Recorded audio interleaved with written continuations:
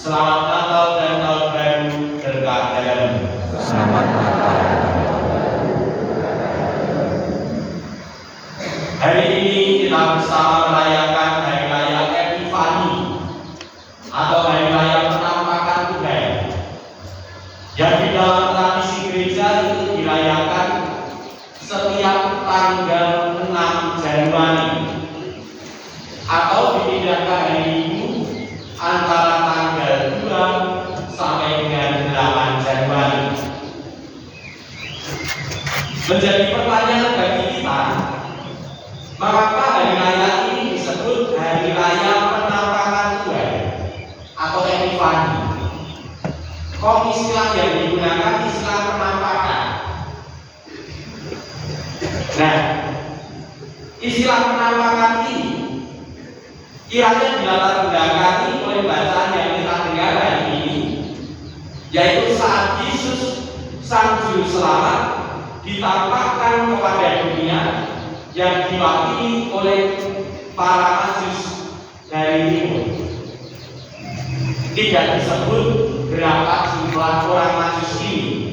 Kitab suci itu hanya mengatakan orang-orang majus datang ke Yerusalem. Nah, menurut tradisi itu ada 3 orang yang datang dari timur. Mereka adalah Melchior, itu mewakili bangsa Asia. Kemudian ada Baltasar, mewakili bangsa Persia. Dan yang ketiga ada Gaspar, mewakili bangsa Ethiopia. Jadi ada 3 orang majus dari timur.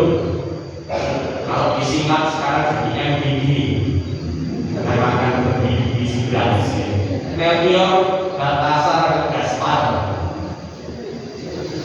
Nah, ketiga orang ini mewakili 3 ras besar yang dikenal waktu itu. Ada ras Asia, ras Persia, dan ras Ethiopia. Nah, dengan datangnya 3 orang bukan Yahudi, hendak dinyatakan bahwa keselamatan itu diberikan kepada semua orang, tidak hanya untuk orang Yahudi saja. Dan hal ini sejalan dengan bacaan pertama maupun bacaan yang kedua. Dinyatakan bahwa terang telah terbit atas bangsa-bangsa, sehingga orang-orang bukan Yahudi pun turut menjadi ahli waris. Hari raya ini juga membuka kesadaran bagi kita dari pihak Tuhan.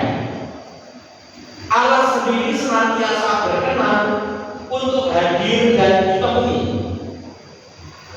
Tetapi sebagaimana orang-orang Israel, ternyata tidak semua orang itu mampu mengenali kehadirannya. Bahkan juga tidak semua orang itu lalu mau untuk mencari hingga akhirnya menemukan. Ketika orang-orang Majus ini sampai ke Yerusalem, dikatakan gemparan seluruh Yerusalem. Padahal jarak antara Yerusalem dengan Bethlehem itu tidak jauh, hanya sekitar 5 kilo sampai 8 kilo. Nah, apa yang dilakukan oleh para Majus di dalam bacaan Injil ini? Ada gambaran dari orang yang tergerak untuk mencari dan akhirnya menemukan Tuhan. Melalui mereka, kita yang hidup pada zaman ini bisa belajar bagaimana kita menemukan Tuhan di dalam kehidupan kita.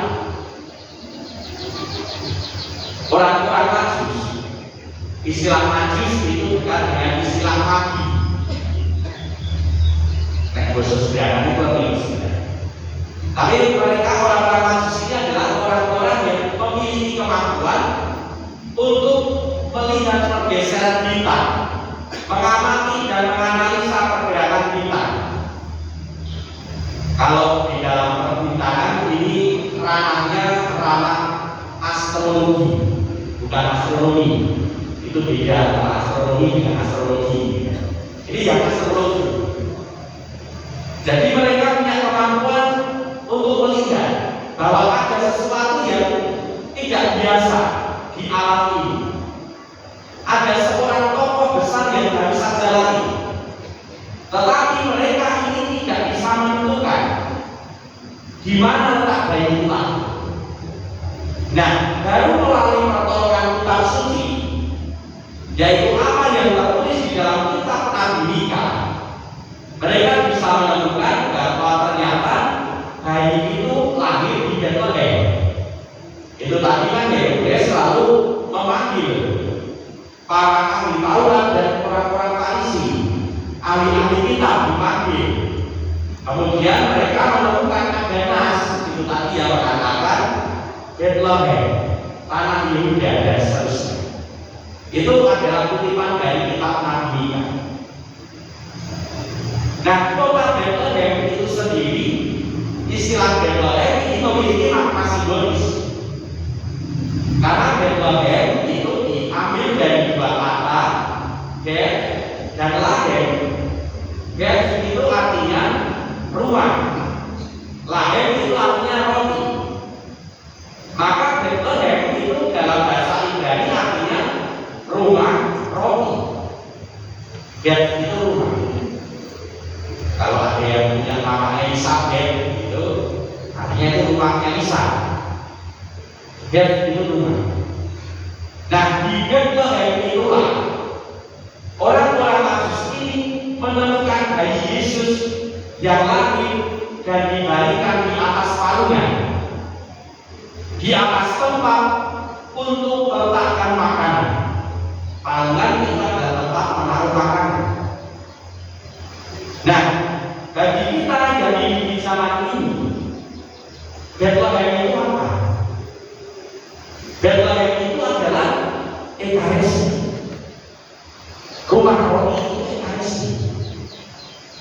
Palungan itu adalah altar. Tempat kita ini memiliki altar, mendapatkan sumber makanan kita, di mana Yesus itu hadir mengorbankan dirinya.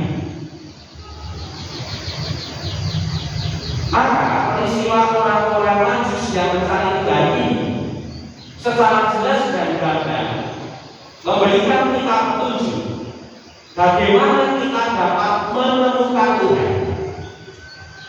Setidaknya ada dua hal, yaitu satu, melalui kitab suci, dan yang kedua melalui Ekaristi. Melalui kitab suci dan Ekaristi. Maka di sini saya perlu mengingatkan bahwa ada tiga sumber iman kekatolikan. Yang pertama itu disebut sebagai tradisi suci, kedua itu kitab suci, dan yang ketiga itu adalah magisterium. Tradisi suci itu adalah ajaran-ajaran Yesus yang tetap dipelihara dan diteruskan oleh para rasul dan para penggantinya, yang tidak semuanya itu tertulis dalam kitab suci. Maka sebutannya adalah tradisi suci. Kitab suci kita tahu adalah sabda Tuhan yang lalu ditulis dan dibuka. Sementara yang ketiga itu adalah magisterium atau wibawa atau kuasa gereja untuk mengajar. Termasuk di dalamnya adalah kuasa untuk menafsirkan sabda Allah secara otentik. Nah, kuasa ini dimiliki oleh Bapa Suci dan para uskup selaku pengganti para rasul. Maka dalam hal ini ajaran gereja Katolik itu dimanapun itu sama, kode.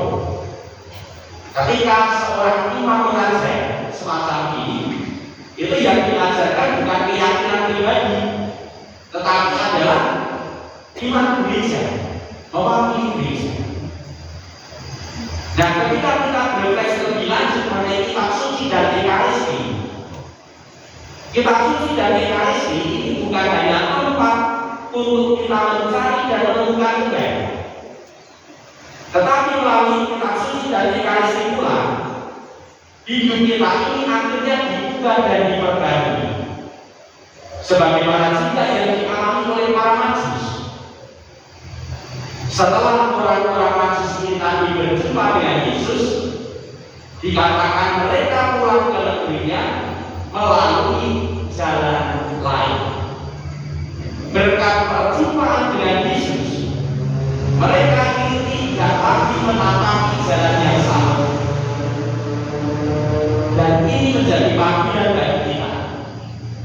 Semakin kita mengenal Tuhan melalui kitab suci, dan secara intensif itu kita berjumpa dengannya di dalam Ekaristi, kita pun juga diundang untuk mengalami kebaruan.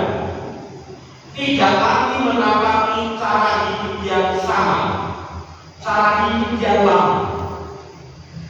Walaupun pekerjaan kita sehari-hari itu masih sama, tetapi kita diundang untuk menghayatinya selalu secara baru. Dan itulah buah pengenalan dan perjumpaan dengan Tuhan. Selalu diperbarui. Tidak lagi menempuh jalan yang sama.